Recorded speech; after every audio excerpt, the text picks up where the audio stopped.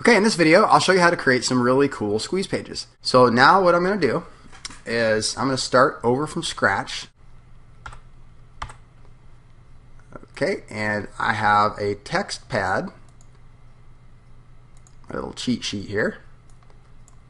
And what I'll do is I'm going to add this as the warning text that'll appear at the top of the page.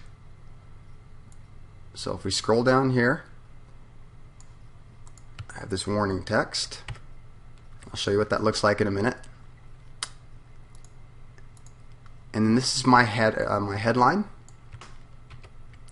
I'll just copy and paste that.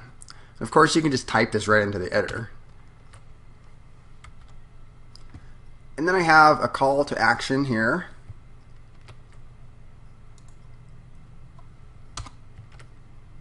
Okay. And I'm going to center this. Okay. And then I'm going to make the whole thing a Tahoma font.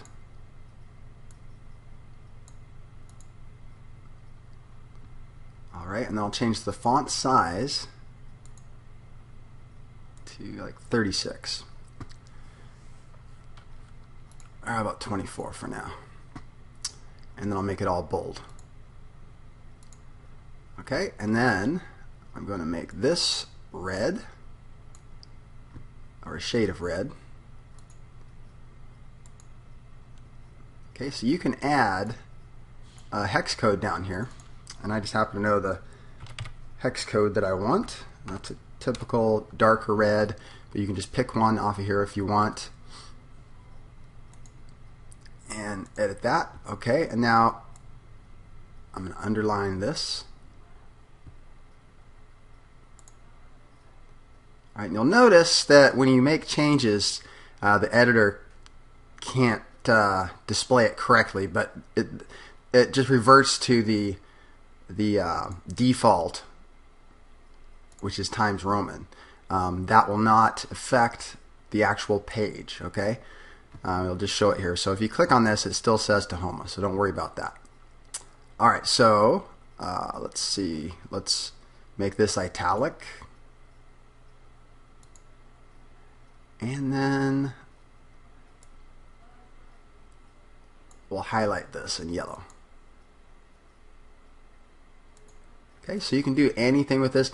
That's why this editor is so cool. This plugin is very flexible. You can do a lot more with it than a lot of editors or plugins that do it all for you. So you just enter it into like a text box down here. You'd enter like your title or something like that, and then they'd format it for you and color it. This gives you a lot more flexibility.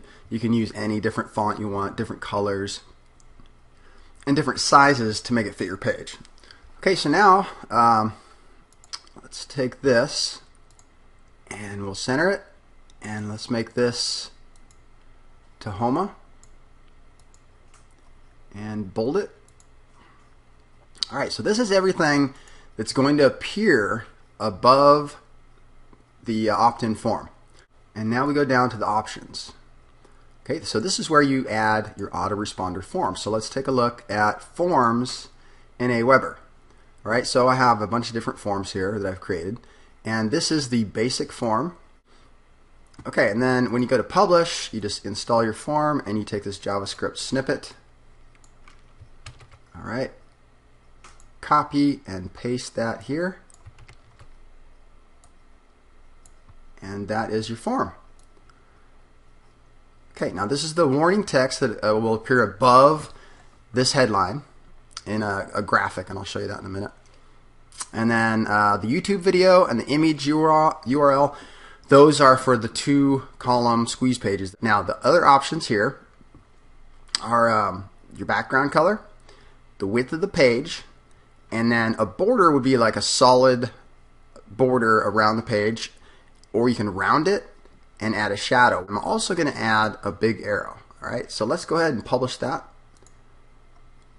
Update it, click View Page, and there it is.